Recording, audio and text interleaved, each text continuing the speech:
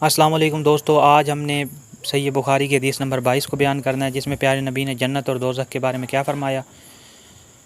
پیارے نبی نے کم از کم کتنا ایمان رکھنے والے کو جنت کی بشارت سنائی، بہت ہی اہم حدیث۔ جی دوستو، اس پیاری حدیث کو سننے سے پہلے میرے چینل ڈاکٹر منیب آفیشیل حدیث چینل کو سبسکرائب کر دیں۔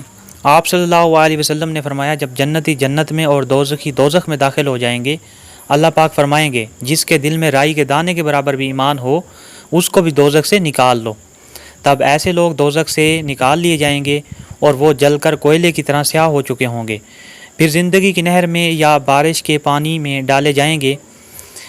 یہاں راوی کو شک ہو گیا کہ اوپر کے راوی نے کون سا لفظ استعمال کیا۔ اس وقت وہ دانے کی طرح اگ آئیں گے، جس طرح ندی کے کنارے دانے اگاتے ہیں۔ کیا تم نے نہیں دیکھا کہ دانے زردی مائل پیچ در پیچ نکلتا ہے۔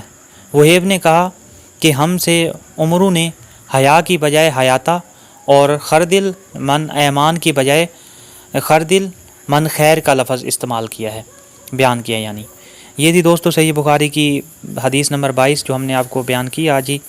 یہ دوستو، اسی طرح رسول اللہ صلی اللہ علیہ وسلم کے فرمان اور حدیث سے جڑے رہنے کے لیے میرے چینل ڈاکٹر منیب آفیشیل حدیث چینل کو سبسکرائب کر دیں تاکہ مزید اس طرح کی پیاری ویڈیوز آپ تک پہنچ سکیں۔